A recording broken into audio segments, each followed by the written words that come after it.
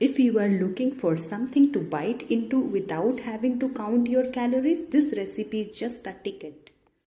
For this recipe, you need 3 cups of besan, 2 tablespoons of salt, 2 tablespoons of turmeric, 2 tablespoons of baking soda, 3 to 4 chopped green chilies, 7 to 8 curry leaves, 2 tablespoons of lemon juice, 2 tablespoons of sugar, 2 tablespoons of baking powder, and 1 glass of water.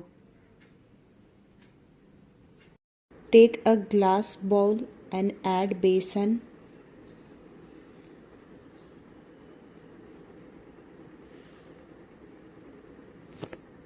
Now add 2 tablespoons salt, 2 tablespoons turmeric powder, 2 tablespoons lemon juice. Mix everything. Add water and make a fine paste.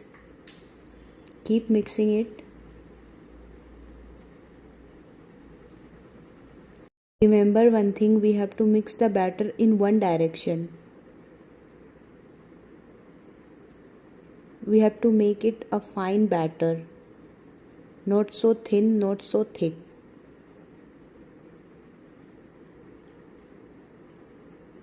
Now allow the batter to ferment for 1 hour.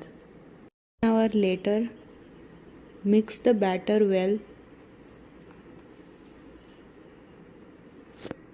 Add 2 tablespoons of baking soda, 2 tablespoons of baking powder, and mix the batter for a couple of minutes.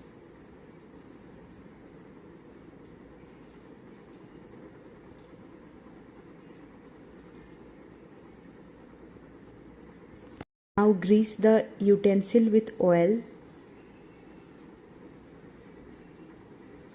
and place a butter paper. Pour the dhokla batter in the utensil.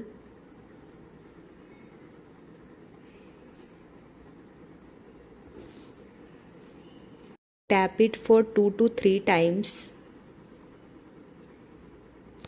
Preheat the steamer and place a stand. Now open the lid of the steamer and place the batter inside it and cook on low flame for 15 to 20 minutes.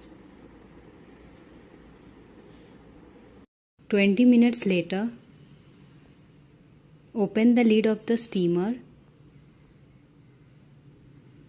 Now insert one toothpick or knife inside the dhokla and check whether it's done or not. It's done, so now cool and then cut into pieces.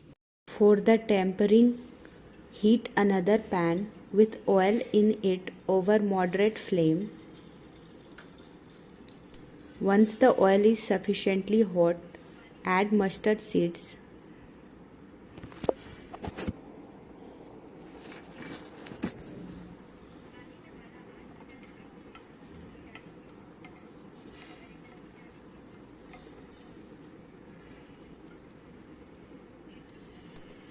Now add curry leaves.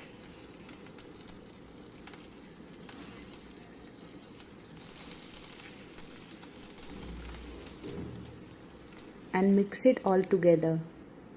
Mix it for a couple of minutes. Now add 1 glass of water in the pan and allow it to boil.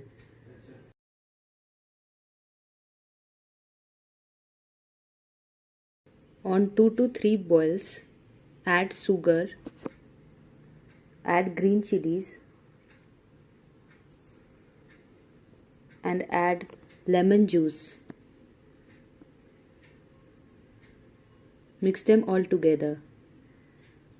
Now tempering is ready to pour on the dhokla. Now transfer the dish to a serving plate and pour the tempering on the dhokla, and this is how it looks after tempering.